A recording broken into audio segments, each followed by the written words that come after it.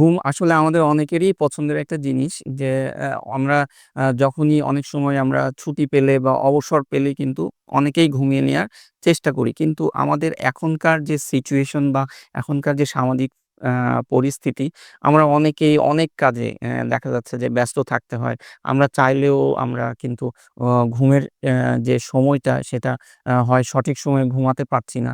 আবার যেটুকু ঘুমানো দরকার আমাদের সেটুকু আমরা ঘুমাতে পারছি না। তো ঘুমটা আসলে কি আ পরিমাণ আমাদের প্রয়োজন বা ঘুম যদি আমরা পর্যাপ্ত না ঘুমাই তাহলে এর কারণে আমাদের হচ্ছে ব্রেনের উপরে কি ইমপ্যাক্ট পড়তে পারে এগুলো নিয়েই আজকে আমরা আলোচনা করব। আসলে ঘুম হচ্ছে আমাদের একটা ব্রেনের একটা খুব প্রয়োজনীয় একটা জিনিস।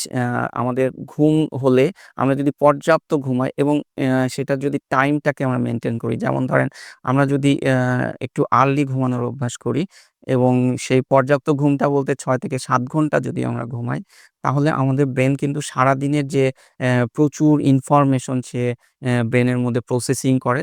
ব্রেন কিন্তু এই সময়টাতে রিল্যাক্সেশন এর সুযোগ পায় এবং পরের দিন একদম নতুনভাবে বুস্ট হয়ে ব্রেন কিন্তু পরের দিনের কাজের জন্য প্রস্তুত হয়। এখন আমরা যেটা করি আমাদের এখন আ যে কাজের চাপ বা আমাদের যে ব্যস্ততা এর কারণে আমাদের দেখা যাচ্ছে যে রাত্রে ঘুমাতে যেতে একটু দেরি হয়। আবার আমাদেরকে সকালেই অফিসে যাওয়ার জন্য দেখা যাচ্ছে যে খুব তাড়াহুড়া করে উঠে চলে যেতে হয়। এর ফলে আমাদের ব্রেন কিন্তু তার আগের অবস্থায় বা শিথিল অবস্থায় কিন্তু আসতে পারে না। আমরা কিন্তু অপ্রস্তুত অবস্থায় অফিসে চলে যাই।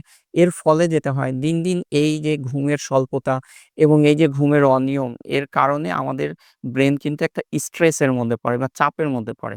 তো এই চাপের মধ্যে পড়ার কারণে আমাদের ব্রেনে কিন্তু যেটা নিউরোট্রফিক হরমোন বা কেমিক্যালস বলে এগুলোর কিন্তু স্বল্পতা দেখা দেয় এবং ব্রেন কিন্তু আস্তে, আস্তে তার কার্যকারিতা হারাতে থাকে এবং ব্রেনের কিন্তু স্ট্রাকচারাল কিছু প্রবলেম হয়। যেমন ধরেন গঠনগতভাবে ব্রেনের কিছু প্রবলেম দেখা দেয়। ব্রেনের কিছু ক্ষয় হতে থাকে এবং ব্রেন কিন্তু আর্লি ক্ষয় হয় এবং ব্রেনের কিন্তু ক্ষয় হলে আমরা জানি যে আমাদের স্মরণশক্তিরও স্বল্পতা দেখা দেয়। এইজন্য আমাদের এই যে ঘুম, এই ঘুমটা যদি পর্যাপ্ত না হয় আমরা কিন্তু দিনে, দিনে আমাদের কার্যকারিতা, আমাদের স্মরণশক্তি কমে আসতে থাকবে।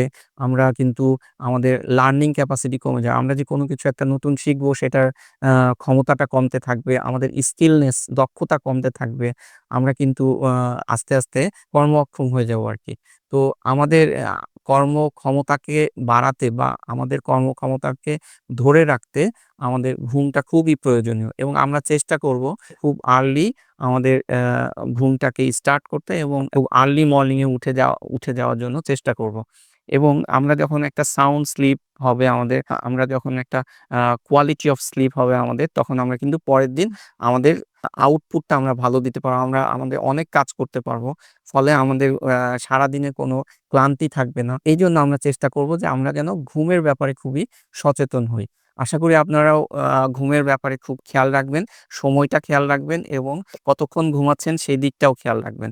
এবং আরেকটা জিনিস মাথায় রাখবেন, ঘুমাতে যখন যাবেন তখন কিন্তু আপনি আপনার ডিভাইসটাকে দূরে রাখবেন। ধন্যবাদ।